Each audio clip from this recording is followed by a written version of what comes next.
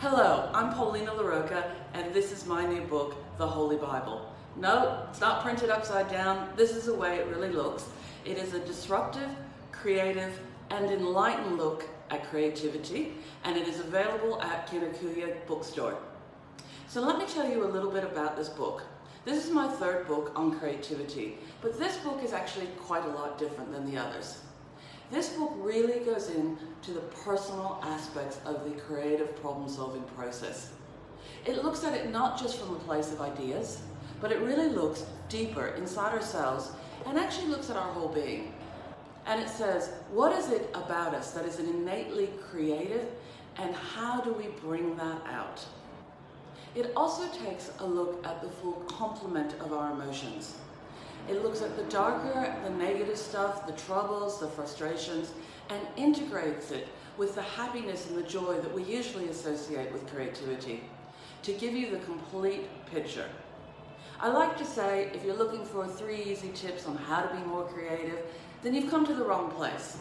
If you're really looking for a nuanced understanding of your creative powers and how you can release them both professionally and personally, you have come to the right place.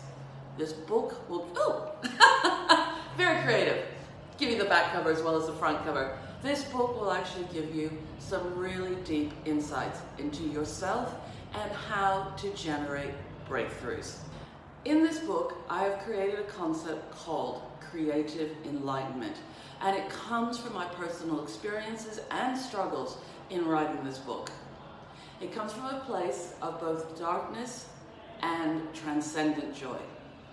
And the reality is, you cannot get to transcendent joy unless you experience the traumas. Was that too dark? Maybe, but certainly the traumas and the turmoils of going through darker spaces to actually arrive at the light. And it's interesting that those are concepts that are well known within enlightenment and spiritual transformation, and they are applicable to our creative journey as well. One of the things that I challenge in my book is that a lot of creativity we talk about in terms of happiness and joyfulness and ideas and childlike, and certainly that is an aspect of creativity, but it's not the only aspect of our creativity. Our creativity is like life. It is much more nuanced. It has ups and it has downs and it has swings and roundabouts. It has moments of pure joy and it has moments of being completely lost. And this book is reflective of all of those moments and gives you strategies rather than tools, strategies to help you actually work through them more productively, to come out and actually be more in touch with a deeper and more resonant form of your creativity. I like to think of this book as a life-changing book, something that you won't read once, but something that you can actually have for the entirety of your life, and that you can go deeper and deeper into the concepts and the strategies that I've pulled out. In this vlog today, what I would like to do is I'd like to take you through just one of the strategies of the 12 that I've outlined in the book. And it's a really important strategy, as they all are, but this one is easy to apply, fundamental to life, easy to teach, and a little bit harder to implement. But the beauty of it is you'll understand the concept immediately, but in order to truly apply it takes work. And I think that anything in life that is worthy and worthwhile does take work. So what am I talking about? I'm talking about the concept of deferring judgment. As I said, these are deceptively simple concepts that are much harder to actually do because we are natural judges. We spend our whole life judging things, and suddenly to be asked not to suspend, not to not judge. It's just to defer or to suspend that moment of judgment and allow a space in between where you just accept the idea, the thought, the concept, the moment in front of you, and stop trying to make it something other than what it is, and see it with fresh, naive eyes. As I said, these are harder concepts to actually apply than they are to teach. So let me take you a step back and talk a little bit more about where deferring judgment comes from. You may have been to a brainstorming where somebody has said, hey, there are no bad ideas in this session. And I bet you felt a bit skeptical, because there are bad ideas. There really are bad ideas. If I suggest that you jump off a high roof, that's a bad idea, unless you have a parachute and tons of paramedics underneath. But what they're really trying to say is, try not to judge ideas as they come up. And though I will use ideas a lot as I'm talking, you could say the same for anything. Try not to judge the moment. Try not to judge the concept. Try not to judge the thought as it comes up. And just suspend that judgment momentarily. There is a place for judgment, that is for sure, but it's how and when you apply it that counts. And I'll repeat that. There is a place for judgment, but it's how and when you apply it that counts. So I'll give you kind of a professional view of this. We were doing an ideation session, or throwing around ideas, for a logistics company on how to actually improve their distribution for their trucks. And someone came up with this idea about, what about let's look at Santa Claus? Now on that face of it, that's a dumb idea. I mean, Santa Claus doesn't exist, last I checked. But when you suspend judgment and learn how to defer it, and not rush in to judge the person for suggesting it, you start to see that there are some real possibilities there. When you look at all the attributes of Santa Claus and what he can do, that he has an unusual system of actually creating merchandise, distributing merchandise. It's in 24 hours. You pay Santa in an unusual way. You pay him in cookies and cream. And he delivers in an unusual way. He delivers in small parcels down a tiny little chute. And when you start to play with this, you really start to get to two things. Some practical aspects of how you could actually improve or think differently about delivery.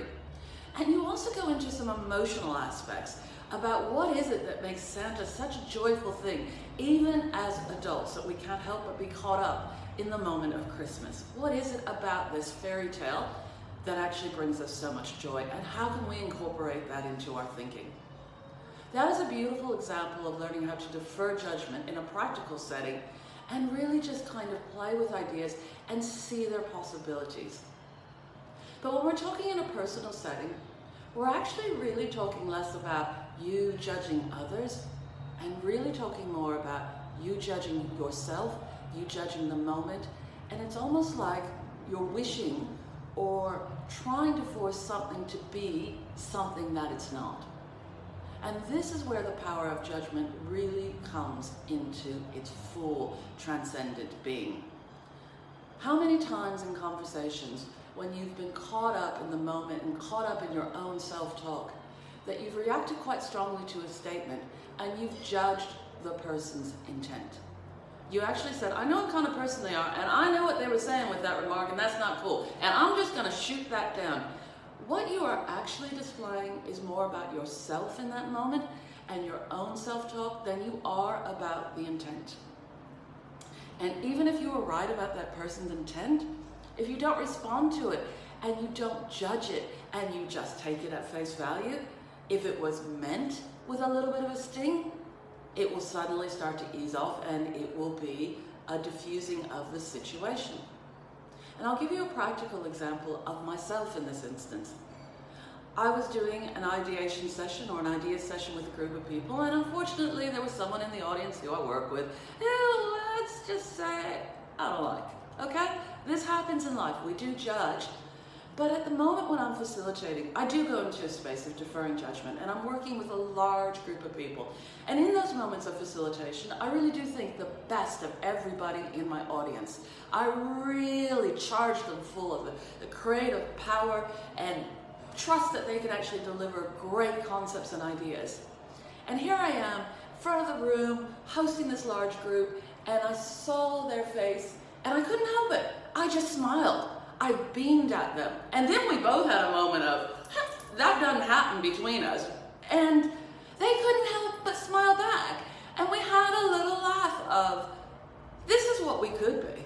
This is what we could be if we dropped the political crap. This is what we could be if we stopped judging each other and started celebrating each other and looking for what works and seeing the best in each other and not seeing the faults.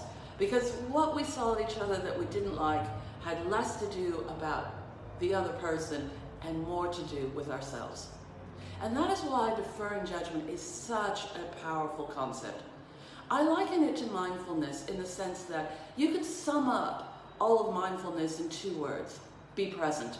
And yet, how difficult is that? That's why we have books on it and courses, and you could go forever on it. That's how deep this concept is. And yet, on some ways, I did say it's hard to do, but it really depends on how you view it. It's not that hard to learn to suspend your judgment momentarily. There are times and there are places where we do need to judge. And then when we come up with a bunch of ideas or creative concepts, etc., we do need to discriminate through them and pick 1 or 2 to develop when we're actually taking something through the process.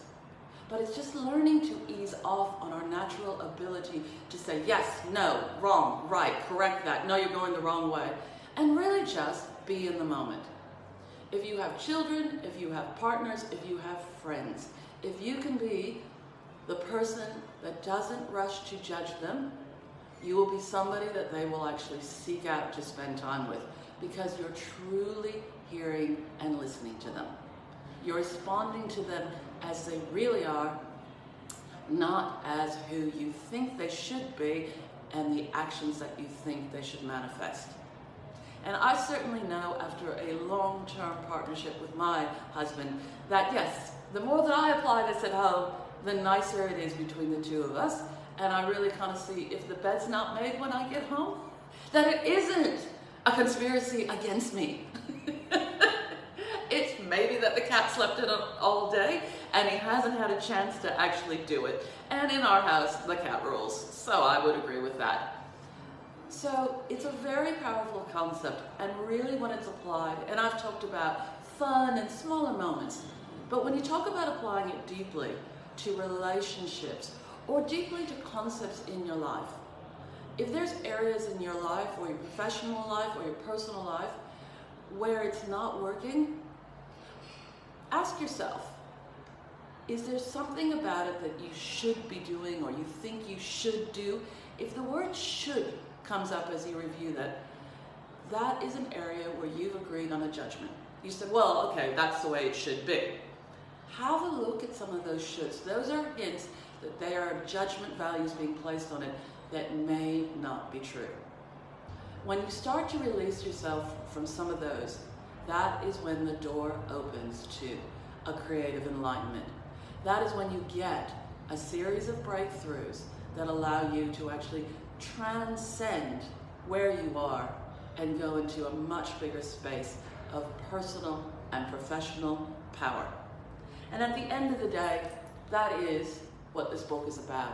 It's about finding the deeper, creative you. But that does require work, but it is well worth the work to get to some place that truly resonates with you and you are your creative strongest.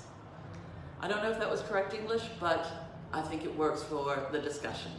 So, pick up my book. This is just one of the many concepts that are dealt with in here.